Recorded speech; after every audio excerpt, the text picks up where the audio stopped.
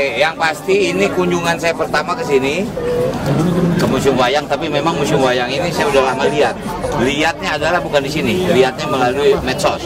Maka itu saya bilang kalau saya memang ke Balai Kota, saya ingin sekali melihat Museum Wayang ini. Karena Museum Wayang ini kalau kita dengar Museum Wayang, pasti orientasi kita pasti akan kuno gitu, tradisional. Sementara di sini imersif ya, atraktif. Nah itu yang mempunyai nilai plus ya. Saya jujur agak surprise juga tadi. Saya tanyakan begitu saya masuk, udah berapa jumlah kunjungan hari ini? 100 lebih Pak, 200 lebih Pak.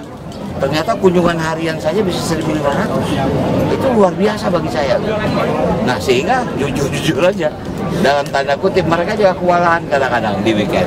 Nah itulah menandakan bahwa kita punya tempat studi tour yang memang wajib kita kunjungi. Saya sangat setuju kalau anak-anak kita mau studi tour ke Jakarta, yuk kita datang memang yang bisa memberikan edukasi gitu loh.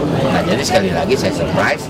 Ya, saya mohon, yuk anak-anak Jakarta kita berkunjung ke museum, di sini ada Museum Wayang, pasti asik. Kita akan tahu sejarah tentang perwayangan dari mulai tahun ke tahun, material apa yang dipakai, dan pasti ada pementasan wayang yang memang dibuat oleh anak-anak itu sendiri. Jadi intinya sebetulnya itu. Gimana? Sama bulan puasa ini ada peningkatan jumlah pengunjung? Iya, makanya tadi saya pertama kali masuk, yang saya tanya, hari ini berapa? Jujur loh, saya pikir tadi cuma 100-200 lebih. Bahkan, ya maaf, ada tolak ukur, misalnya, Pak, jadi gini, kita kan kerjasama dengan sebuah bank. Bank itu cuma memplotting itu nggak lebih dari, maaf nih, kalau misal nominal sekian puluh juta. Itu untuk sekian lama dan untuk 10 museum. Ternyata dari satu museum saja lebih. Nah saya bilang ini mesti dibaca kan, artinya itu ditambah kapasitasnya.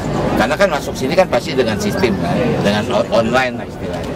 Itu sebetulnya menjadi tolak ukur bahwa tempat kunjungan itu menjadi tempat yang menjadi favorit. Nah itu kalau disetting pasti lebih asik. Bang Rol, ya. Bicara soal museum, tadi Anda mengaku impresif dengan museum wayang ini. Ya. Di Jakarta banyak museum, apakah juga akan merevitalisasi museum lainnya? Contoh museum batik di Tanah Abang. Pasti. Itulah salah satu tugas saya. Karena gini, Jakarta akan menuju kota global. Menjadi kota global ada persyaratan. Poin keempat dari persyaratan adalah kebudayaan. Nah, kebudayaan yang paling terbesar adalah masalah revitalisasi museum. Berarti harus kita lakukan revitalisasi.